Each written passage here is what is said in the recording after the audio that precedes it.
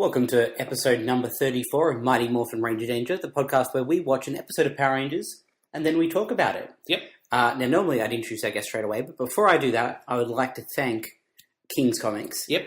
One of the best, or probably I would say the best comic book store in Sydney. Yeah, I'd be willing to say that. The people there are fantastic. They've got a great range of stuff, and they helped us out by putting some Ranger Danger flyers into all of the pre-comic book tag Power Ranger comics. Yep.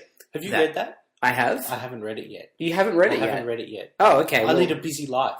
Okay, fair enough. Maybe we'll discuss that on next week's show. Yeah, next week. Because there's definitely some content we're going to want to talk about. Okay. So yeah, I'd like to thank those guys. Thanks very much to them.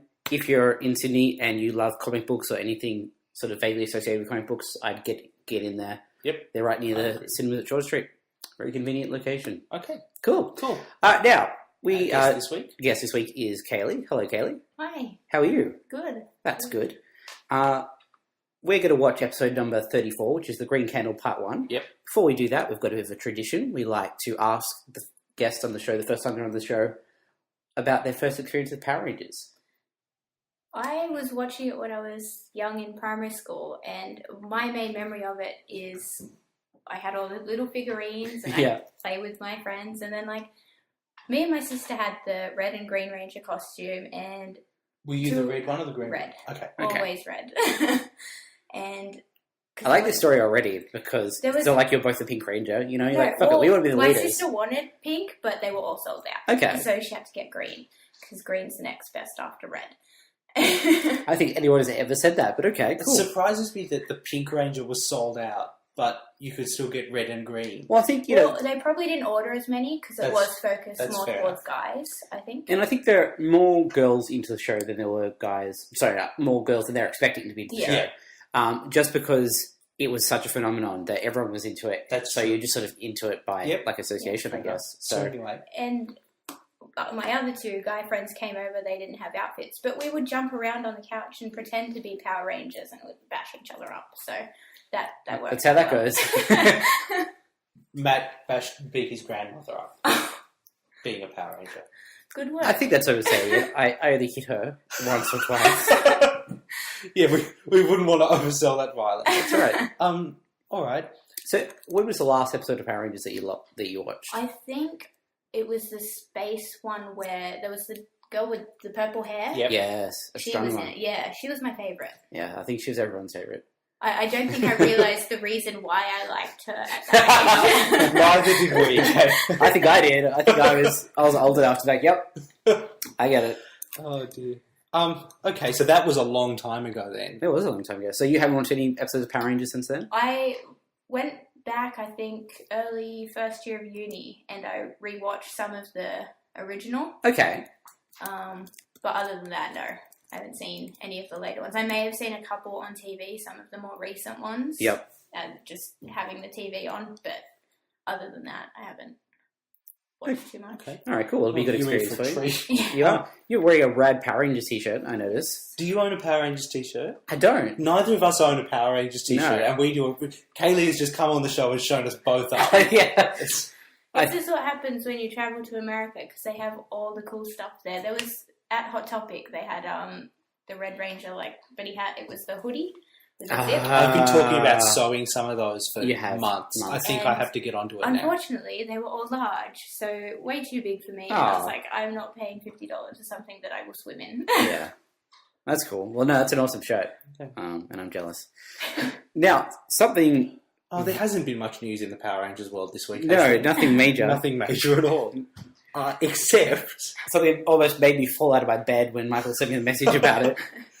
Oh, dear. So, Saban have announced that they are partnering with Lionsgate. Kind of a big deal, Lionsgate. Not like that's a small movie studio. Yeah, they're a real movie studio who make real movies that you've seen at the movies. Yeah. One was Twilight. One was Twilight, that's true. Well, look, to be fair, a lot of people saw that movie. It's very true. Hunger Games is very good, though. Hunger Games is very good. They're behind Divergent I believe they're responsible for Divergent. So that's kind of a lot of big franchises. Yes. And that's just recently, you know? Yeah, so they're definitely a real studio that makes real movies, which is incredibly exciting. Yes. So, I mean, that's basically all the news there is at the moment. We did skip saying what happened They announced that they're going to make a live-action Power Rangers feature film. But that's possible I didn't. Live-action Power Rangers feature film. That, from the press release that was issued, which is all we have to go off at this stage, it really does sound like it's a reboot. It's a Mighty Morphin reboot, which makes sense. It's the best one. Yeah, I mean, it's the one everyone is familiar with. That's right. I expect they're going to try and hit a Transformers sort of, get the people who are nostalgic about the original, plus get some new people because it's big and splashy. Yeah. So I expect we're going to... I'm excited that we've hit the 90s reboot. Yeah. I'm hoping for the Captain Planet announcement any day now. Fashion doesn't come back. Well, it kind of, in dribs and drabs, I think it is, but... Yeah. We'll save that for our fashion podcast. Fashion danger. Yeah. So, I mean, there's no news. There's certainly nothing... Except the biggest news of the world. But there's no director or cast or anything like that. No sort of information. It's interesting because Jason David Frank has been saying for years that he wants to do... he's basically been saying since he stopped being on the show that he wanted to do more Green Ranger stuff. I believe the quote he said was a gritty Dark Knight style Green Ranger movie. Which... Look, let's be honest. If he made it, we'd be there opening night. Of course we would. But it would also be the worst thing. I feel like he doesn't properly understand the concept of Power Rangers when he talks about doing a solo Power Ranger film. I think if anyone could pull it off, it'd have to be him. Oh, totally. Look, I'd love for him to be involved in the movie in some way. Do you think he should appear in the movie? Yeah. As a but as a previous Power Ranger? Or do you think they should ignore that? Yelling at these young Power Rangers don't know how to do anything right. Look, my sort of... Would you prefer a clean break, or would you prefer a... There's a difference between what I would like and what I think would be... if I was making the movie, what would be a good idea? The movie you would make is your 5 favourite Power Rangers teaming up to fight. No, I think if I was going to do it, I'd want to do it narrative justice and try and do the best job of it that I could. And I think that would involve... starting from scratch. Yes. My dream Power Rangers movie would also probably involve a previous team of Rangers, but many, many decades ago rather than very recently. Right. Yep. If I was trying to make as close to an objectively good Power Rangers movie as I could, it wouldn't involve Jason David Frank back as Tommy Oliver. Yep. Because that would be confusing for some people. Exactly. For new audiences. If that movie does have that, I'm absolutely going to be in my seat squealing like a little girl when it happens, when he appears on screen. Got to weigh it up.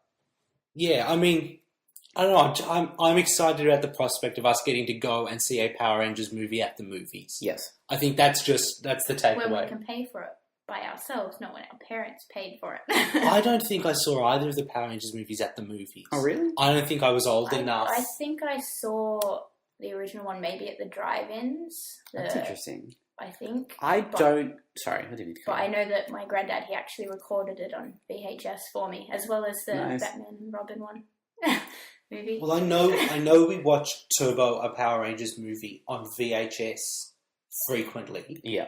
But I definitely wouldn't be able to say that we went to see it at the movies. I can't remember seeing it at the movies, but I also can't understand why I wouldn't have seen it at the movies. So I may have to speak to my mother. I have memories of the ooze. I have memories of that from when I was younger, so I must have seen it at some point through the movie. It's a messed up movie, man. It's a great movie. We definitely have to go back and watch that sometime. Yeah, well, I think when we get up to it, we'll watch it. So yeah, I'm excited. I'm tentatively hopeful. I mean, it could be horrible. Look, I'm hoping for... Even if it's horrible, it will be awesome. It will be. That's true. It'll be interesting no matter what, And if we get a Transformers quality film, I'll be like, okay, that's fine. I'm happy with that. I'll take that. I'd be willing to take that. Yeah, and if we get better than that, that's gravy. Do we think that their clothing will rip, or will they spark like they did in the TV show? I imagine explosions are plenty, Kaley. I think so too. This is one of those scenes where I would absolutely be okay with Michael Bay directing it. Just because a big dumb Power Rangers movie is about That's right. I kind of don't want them to take it too seriously. If we got the Guillermo del Toro Pacific Rim version, that would be great. Yeah. If we get the dumb Michael Bay version, that would be also acceptable. That's right. As long as we don't get the G.I. Joe version. Yeah. Well, I would be okay with the G.I. Joe, new G.I. Joe film. The second one. Yeah. That was such a dumb movie. It was the best movie I've ever seen. The first G.I. Joe film is a bunch of trash because it's like A, stupid, Yeah. but B, tries to be clever and fails at that as well. The second one knows it's a stupid movie. That's right. It's got The Rock in it, so it's and there's like a cliffside fight with ninjas. If Power Rangers is going to be a stupid movie, we want it to know that it is. Yes. Yeah, if it's going to be a And big dumb action movie, it needs to be aware that it's a big dumb action movie and adjust accordingly. Yeah. I'd like to point out that MTV ran an article about who they'd like to see. Yeah. And it included no less than 2 cast members that it shares with our recommendations. Oh, really? So MTV clearly agree with us. Who are those? Liam Hemsworth. Yep. And Michael B. Jordan. Yeah, I think that's... Although they suggested Michael B. Jordan as the Green Ranger. That's interesting. Which I would really dig. I think that would work. I mean... Who was Liam Hemsworth? The Red Ranger. Yes. Jason. Yeah. I'm okay with that. See, I would not put the Green Ranger in the film. At least not the first film. No, because I think he's a classic second movie bad guy. Exactly, because the Green Ranger is interesting because he's not one of the original Rangers. Yes. If he's just there with the original Rangers, it's like, oh, but okay. But the issue is they're only making the one movie. They're not sure how it's going to go. They may not get the Green Ranger. I'd rather them save it and risk never seeing it than try and squeeze it in the first time, which I think, like... It's not what's going to happen. No. But it's part of the problem I had with the Spider-Man film that we saw most recently. As much as I loved so much of that, there's also some stuff that's like, guys, you could have just waited rather than trying to sham it in there. I think I'd be happy with Tommy being in the film. Yep. And then in the second movie he can become the Green Ranger. Yep. But I mean, we'll see. I guess the next thing is a script and then a director and then a cast. So I think director will be the watershed moment. I think they'll have a really good idea of where they're going with it once we hear the director. Because we'll have an idea of how much money they're willing to spend on it, the tone. I'm hoping for Phil Lord and Chris Miller myself. If that happens, I will cry with happiness. But we'll see what we get. Kaley, you're our audience target. Do you know who Phil Lord and Chris Miller are? No. They directed the Lego Movie. Oh. They also directed 21 Jump Street. Yep, 21 Jump Street. And something else.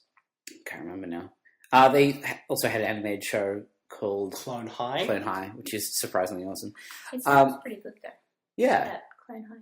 Just the name of it. Yeah. I would... You just like things set in high schools, don't you? I do. That's why Power Rangers so good. Yeah. They would be the dream, but I can't imagine that's going to happen. Yeah, they do have this amazing track record of coming in on films that should be absolutely terrible and making them actually amazing. Like, I don't think anyone was expecting a good movie for 21 Jump Street, and instead it was amazing. That was a very good film. And then with the Lego Movie, as soon as I heard it, I was like, ugh, but it was spectacular. It was an incredible movie. I suspect we'll get like an MTV music video director making his first movie. Yeah. Movie. I can't imagine Haim Saban spending any more than he absolutely has to make this happen. I'm just disappointed that this didn't happen while Power Rangers was back with Disney. Yeah. And they couldn't have gotten maybe Kevin Feige to manage it in much the same way that he's been responsible for Marvel. I'm worried that if it was with Disney, they would have singing bits in the movie. Kaley, you don't understand that is literally a dream of mine. Power Rangers, the movie musical. Is that... If you tell me that you would not go see that twice... It would be like the Buffy episode. Yeah, but it would be just so good. With the Megazord scene? Of course the Megazord would sing. Oh, yeah. No, the Megazord would be all 5 Rangers singing at once in harmony. And that makes the robot move? Yeah, of course. I mean, it's like you haven't thought about this at all, Matt. Not enough. I think I really can see that point. Definitely less than Michael. Yeah. That's true. All right, I think we're going to go watch Green with Evil. The Green Candle. The Green Candle. Part 1. Which, from my vague memories, is a kind of a landmark episode. Yep. So that'll be exciting. One. Yeah. Big episode today. I'm excited. You should be. You absolutely should be. So we're going to go watch that. Yep. And we'll see you in a sec. See you guys. And welcome back. We just watched The Green Candle Part 1, episode number 34 of Mighty Morphin Power Rangers. Yep. It was interesting. I liked it. I had a good time. What did you think, Kaley? I enjoy it because it has my ship in there, which is Kimberly and Tommy, and they are awesome. I think that was everyone of that age's ship before shipping was even a thing. It existed. No one knew what they were doing, but... Yeah.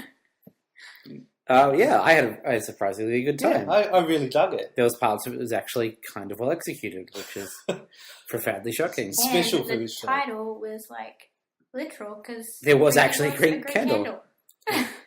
We go from the top? Yeah, let's do it. Okay. So we open with Tommy and Zach having a bit of a spar. Yeah. Which is good, because you don't get to see Zach show off his fighting so much. It's often just... he just gets to dance. Yeah, it's just Jason and Tommy. Dancing is very good, though. Yeah, but his fighting's really good, too. Yeah. That fight is really nicely put together. Yeah. I mean, it's only like 30 seconds long, but he gets to do some jumps and some sweep the legs. Is there a reason why the juice bar has this little karate area set up? It's a gym/juice bar. Okay. That's just how they roll. And they can just punch each other without an official trainer? Well, they appear to train classes of, like, younger people quite frequently. So it's the 90s. There were no rules. Pretty sure no rules was like a slogan back then. I figure most of them have probably black belts anyway. They're experienced. I think it's not Red Ranger and Green Ranger at least. It's not just like two people fighting in a juice bar.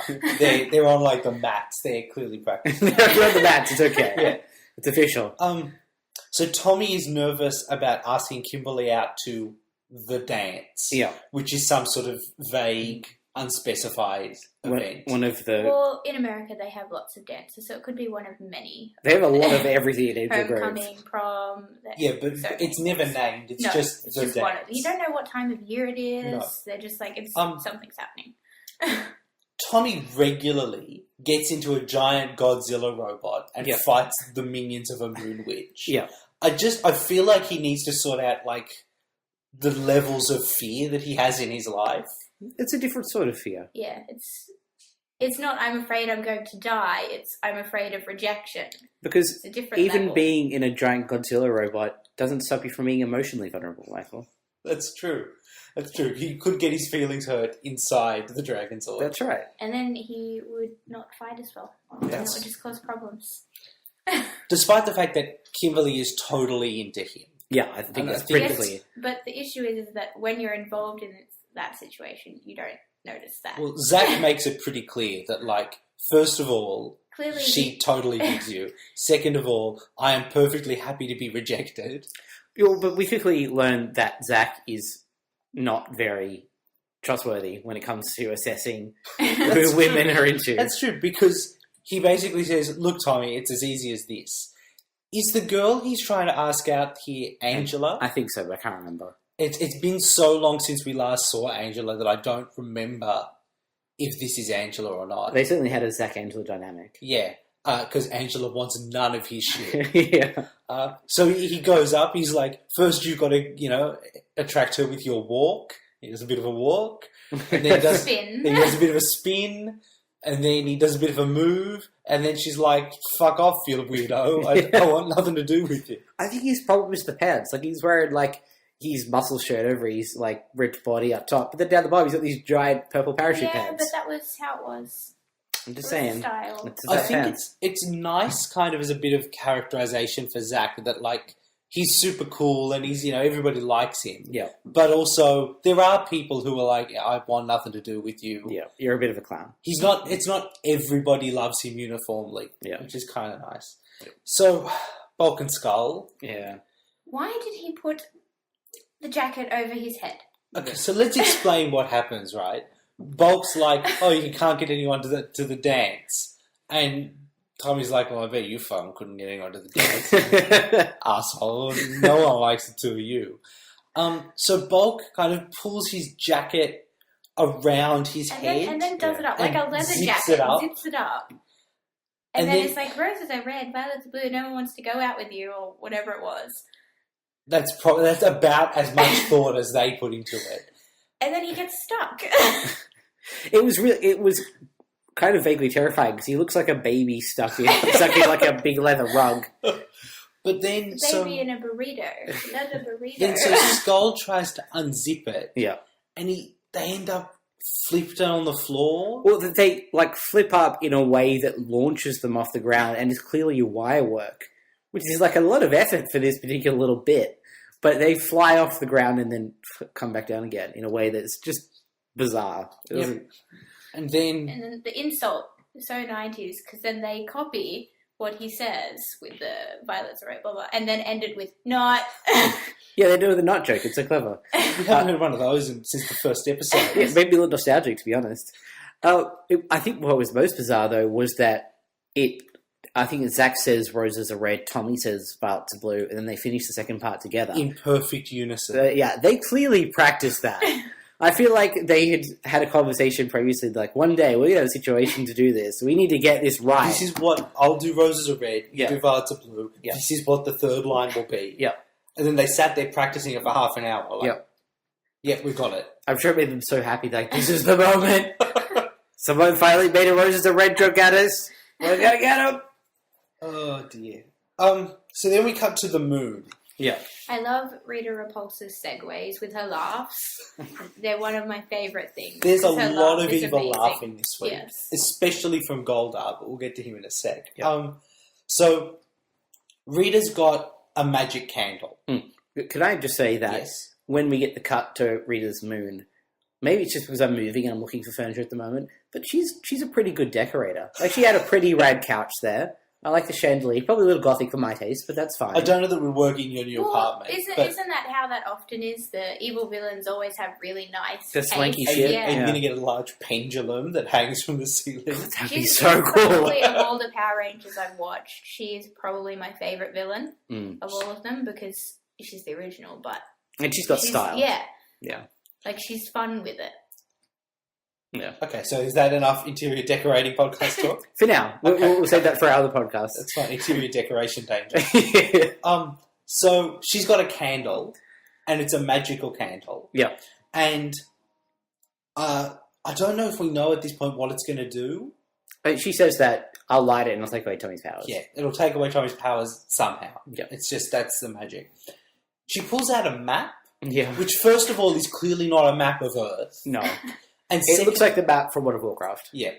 And she's not really sure what Earth looks like. I mean, she's on the moon. I feel like... She can see it. She can literally see all of Earth. So But she sees it as this, not like on the paper. She's like, oh, maybe this is what it looks like when it's spread out. But she went incognito to Earth to try and find a map. Accidentally got like World of Warcraft merchandise. Took it home, Can you opened imagine it up. her trying to be incognito with like... The big leather jacket and sunglasses. So she's trying to like scry to divine where Tommy is. Yeah. Which is weird because every other week she watches whatever it is that they are doing. Not only that, he's only ever in one place, and that's the juice bar. Yeah. He's not going to be anywhere else. Not long ago. High school. She was watching them with such precision that she was watching the play that they were rehearsing. Yeah. Right? And this week, she needs to do magic to find out where he is. Yeah. Maybe we missed that in all the other episodes, and she does that first and then watches them. And I feel like at this point, she just needs to put an X on the map and just, this is where they'll be. But it's good. It's a moon witch magic. She uses her little scrying needle is a miniature version of her staff. It's great. It's just so good. It's so great. Do you think she has her own little figurine and that's where it's from? She puts it with it? Oh, I hope so.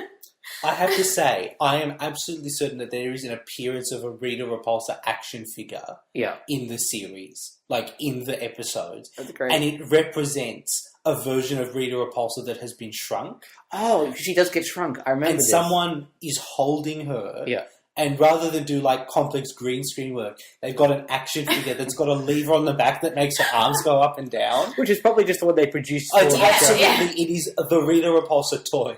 And it's, well, that's what, moving forward a bit, but that's what I like about all of the Megazords and all that, because they actually look like the figurines that were made, because they basically, it looks like they use the same parts. Yeah. Where nowadays you see a lot of like the things, they don't look like what they do on screen because it's very hard to get that level of detail. But I like that. So, Tommy and Kimberly are at the Angel Grove Park. Yep. One of several scenic destinations in Angel Grove. One of two scenic destinations. That's true. And he's... The quarry and the park.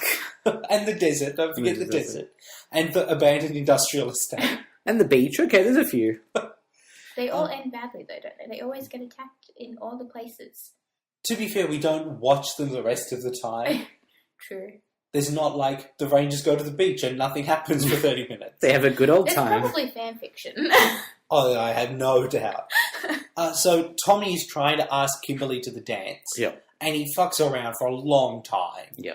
And basically, he eventually gets himself to, Kimberly, would you like to go to the... And then the putties appear. They ruin all romance. Which I loved. Like, to me, the ideal version of Power Rangers is like high school drama, like true high school angsty drama, where like evil space stuff gets in the way some of the time. Yeah. And it never really hits that level of perfection. This is about as close as we've got. But in this episode, it really is like there's real high school drama that gets punctuated by putty attacks. That's all I want. It is beautiful. It is beautiful. This fight with the putties goes on for about twice as long as it needs to. Yeah. It's very long.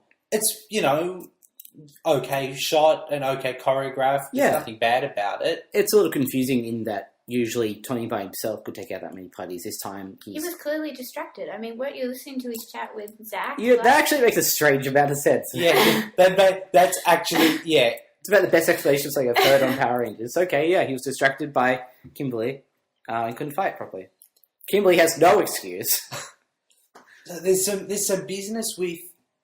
Here's the thing, right? When we were all in the Moon Palace, they were saying something about once we get Tommy's power coin, we can take his power. Did they? They say something about they need his coin. Okay. But there's some business in this fight with a morpher. Yeah. But it's Kimberly's morpher. Yeah. So I was very confused. I think the reason they showed that is to show that she can't transform when she wants to, because she did say that she wanted to transform, but she couldn't get. So I think that was... She wanted it to be morphing time. Unfortunately, it was not morphing time. So I think that was the point. I don't know why they showed it so often, but I think that was the point of showing it. So basically at the end of that fight, some putties grab Tommy and some are holding Kimberly back. Yep. And Goldar teleports down with a cool flame teleportation effect that we've never seen before. Yeah, it's cool.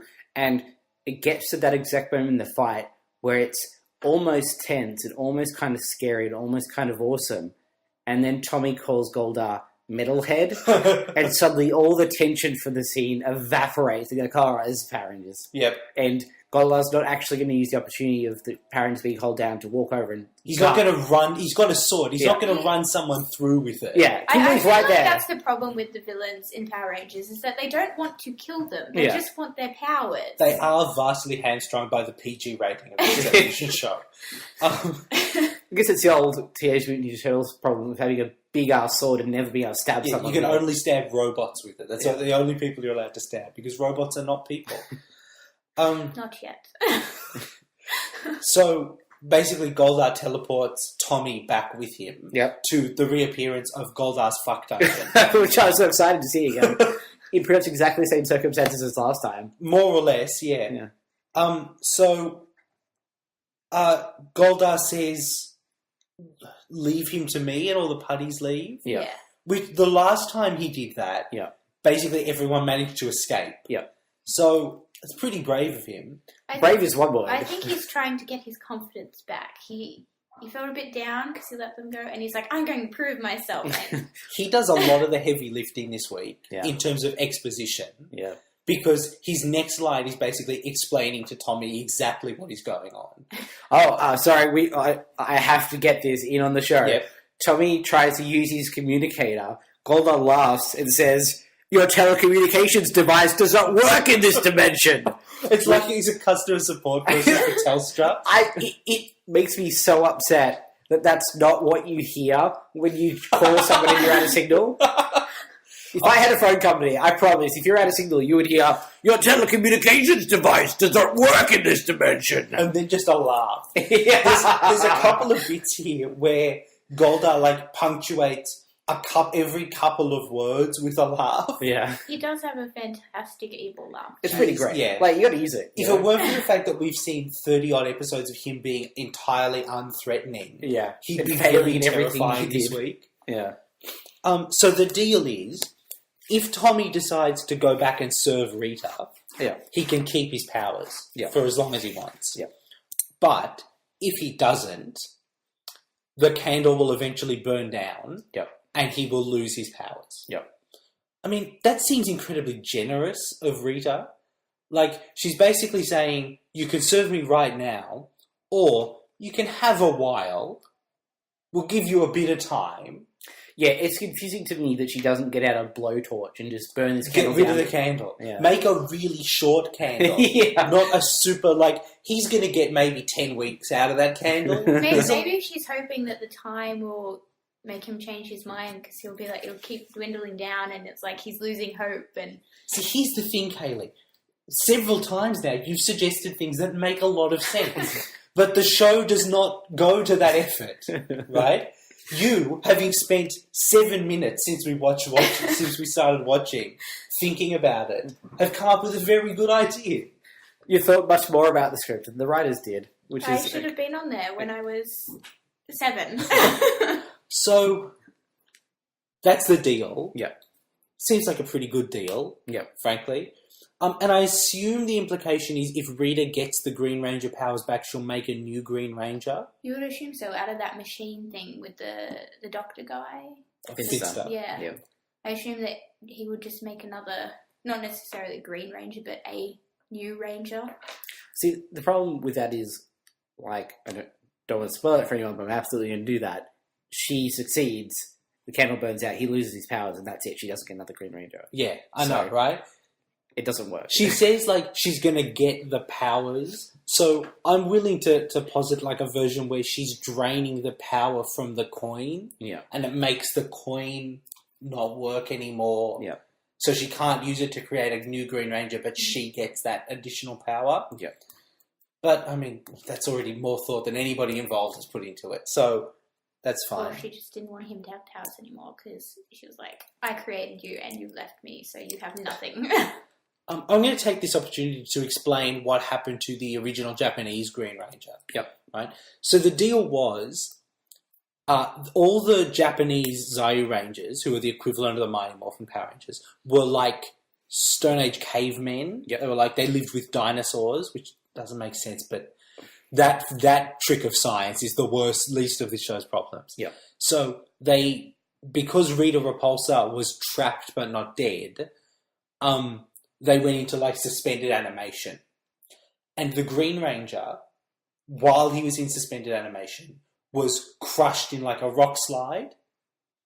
So immediately more messed up than anything on Power Rangers. Yeah, I feel like this is the evil dark version. It's the darkest timeline. If Batman took over Power Rangers. So when the other Power Rangers came back, the Green Ranger came back separately. Yeah. Because he had to be resurrected with this candle. Yeah. And the deal was, when the candle runs down, you will die. The candle is your remaining lifespan. Yeah. And he had to stay in a special room, I believe. Yes. And every time he left the room, the candle burned down a bit, which is why in most of the fights we've seen, he's only there at the very end because he's like, I don't want to come out, risk my life force, so I absolutely have to be there. The only reason to bring the Green Ranger out is because everybody else is about to die, and that's how you save the day. Yeah. So that's what's going on there. And that is a plot line from the beginning of the original Green Ranger. Yeah. But we've introduced it quite late. Yeah. It's interesting, I was thinking about this. I always think about the Green Ranger as being a late comer to the series. Yeah. But his first episode is episode 17. Yeah, he's in there very early. The show's only been going for a couple of months when he first appears. Yeah. And we're now episode 34, so he's been in half of the show so far. Yeah. Except for that one episode that he didn't appear in at all. It was never unexplained. Yeah. But so, like Glee. But so he's, he's a main character for most of the show. I think it's just because, obviously, when we were kids, we didn't see it all. For you guys, it was, past stuff. Yes. And we know of him in broad strokes that he came to the team later. Yeah. So in our minds, Power Ranger establishing those guys did a lot of stuff before he turned up, when really that's not really the case. They were there for a month. And then. Okay, so back to the candle. Yes. So in our Power Rangers, not Zyuranger. Yes, in our Power Rangers. So upstairs, Rita has gotten Finster to create a monster. Upstairs? That's interesting. That's your visualization of it. Do you not imagine it as being the basement? No, it's a different dimension. I mean, everything's a different dimension. I imagine that as that's where all the old monster corpses are stored. That's messed up. That's what's making all the fog. That's monsters dissolve into fog. I think they're smoke. I think they're smoke machines. Wow, you've got a very interesting headcanon for this. I'm trying to make it more interesting so I can get through it. Yeah, cool. But I respect that. So upstairs or downstairs or in his nightgown or wherever it is that the rest of the moon palace is. I like to imagine he does other artwork in there, and then like Rita comes and is like, I need a monster now, and he's like, oh, getting away from my Leonardo da Vinci style painting. He just makes things for her. Poor Finster. So it's a monster called the Cyclops. Yep. Because it has one eye. Yep. And it can look like anything. Yep. That's what we're told. It can look like anything. So the best thing Rita can do with a monster that can look like anything is have it look like the Dragonzord. Yeah. That's the best plan she can come up with. They explain that though, because she wants to attract the Power Rangers, and by making it seem like Tommy is evil, it makes them want to go out straight away. But then the thing is, like, anything banging on buildings in the city would attract the Power Rangers, and does consistently. Yeah, but they talk about it, how it's a trap, because they think that Tommy might be there and that sort of thing, and then although according to all of the stuff, that is the best weapon. The Dragonzord. Yeah. But right? If it could look like anything, here's the plan that I'm coming up with off the top of my head, right? Yeah. You send it down so it looks like evil Tommy. Yeah. Right? And that way, the Power Rangers don't try to rescue Tommy. Yeah. Because they think he's back. He's turned evil again. Yep.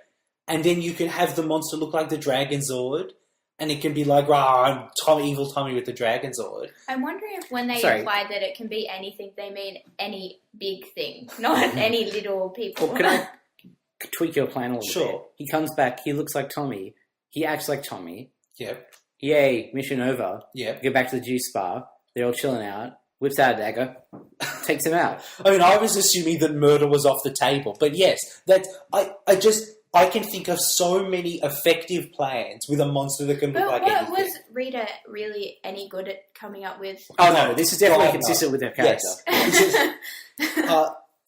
So basically, the monster goes down as the Dragonzord, and starts destroying buildings. Yep. And we finally get to see the rest of the Rangers, and Kimberly is explaining what happened. Yep. And they see the Dragonzord, and they're like, oh no, Tommy's evil. That's the evil Dragonzord. Oh no, I think they say Rita's got control of the Dragonzord. Yeah. So somehow she is controlling the Dragonzord. Yeah. And they basically just decide to go and fight it because that's what you do. And then... Well, it was destroying their town. I mean, there's not much else they can do. And then we get our required small-scale fight. Yeah. Because Goldar goes down with some putties. Yeah. But you may remember that Goldar was previously guarding the candle from Tommy, so he couldn't just blow it out. Yeah. He put some interesting chain on him that looked like it was drawn on. So he uses his sword, and he basically just points it at Tommy. Yeah. And Tommy's arms are stuck to his sides, and there is a terribly drawn... chain special effect in front, like holding his arms together. I'm so glad that finally Goldar's rape dungeon includes electrical bondage.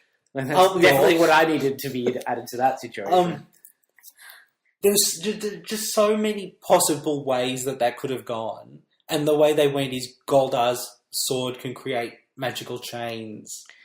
Which would be a very awesome power for him to use any other time, in any other circumstance. Like the last time maybe he's learnt it since the last time he had someone trapped in the dungeon and they escaped. Yeah. He's like, I need some sort of bondage. Because that's otherwise... why he needed the bondage, was so... people wouldn't escape. So I feel like this should be on an episode of Criminal Minds. So the Rangers morph and fight the Putties and Goldar, and then they get the Megazord out, and they fight this Dinozord, and it's pretty evenly matched.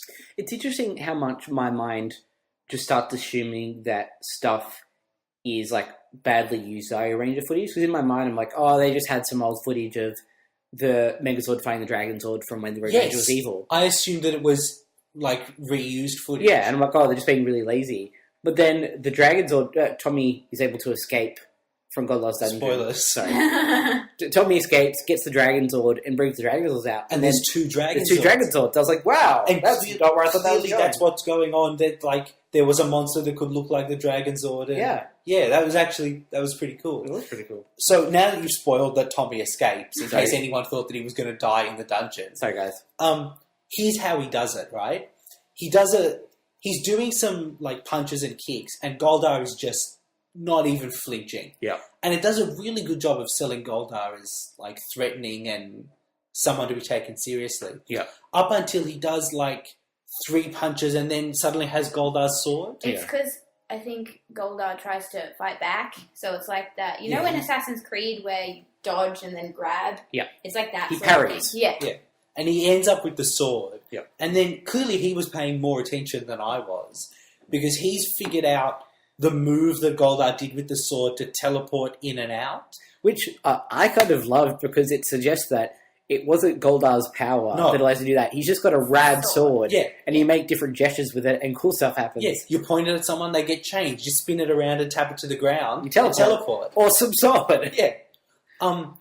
So he does. It would have been embarrassing though if it was Goldar's power and it's just gone.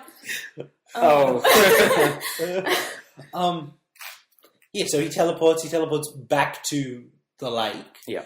Immediately morphs and immediately teleports away. Yeah. So as not to risk anything happening. Which is surprisingly intelligent. I'm disappointed he didn't keep the sword. Yeah. Because that would be awesome. You think you'd keep it away from him. Like, take stuff away from your enemies so they can use it. I don't understand. Like, the bad guys were trying to do that with, like, their morphers. Why would you not take the sword?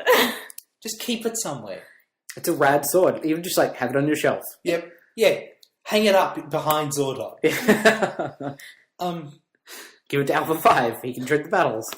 So, Tommy summons the Dragonzord. Yeah. And he tries to summon it 2 or 3 times before he can actually do it. Yeah. And he has some trouble raising it. The candle is already weakening his powers. Kimberly wasn't around. Good work there, guys. Have you got anything else you want to... Sorry, continue. Okay. So he has trouble summoning the Dragonzord and suggests that you're going to call it summoning the Dragonzord. Yeah, absolutely. Are you going to make the noise? Is that what you're going to do? Do you have to blow on the flute before that happens? No, someone else plays on the flute. Oh dear. I apologise for that whole tangent. Good work there, guys. Yeah, and eventually he summons the Dragonzord, and the Dragonzord basically punches the Cyclops monster in the face. Yep. Doesn't it use its tail? Yeah, it does some stuff. Like, there's a brief moment where the Cyclops monster looks like the Megazord, and then looks like the Ultra Megazord. Yeah, it's very confusing, because it looks like a cool power, and it just kind of brushed over. It's like I think it was glitching. Okay. But it was trying to become something because of the hit. It couldn't stay in that form. But it doesn't get destroyed. It just teleports away. I didn't even pay enough attention. Yeah, we don't see them finish it off at all. It just disappears. Right. So I assume the Green Candle Part 2 will have more of that dude. Okay. Cyclops. Yep. Not Scott Summers, unfortunately. No. So they go back to the command center. Yep. And Tommy is now explaining what's going on. And getting scanned. And getting scanned to make sure he doesn't have damage from the traveling through dimensions. I think, Which, I mean, I'd never considered that was a possibility. But sure. Alpha's got a machine that scans for that, so let's check everyone out just in case. It's best to be safe. Safety first. Did they check? Was it Red Ranger that got... I assume they did it off screen.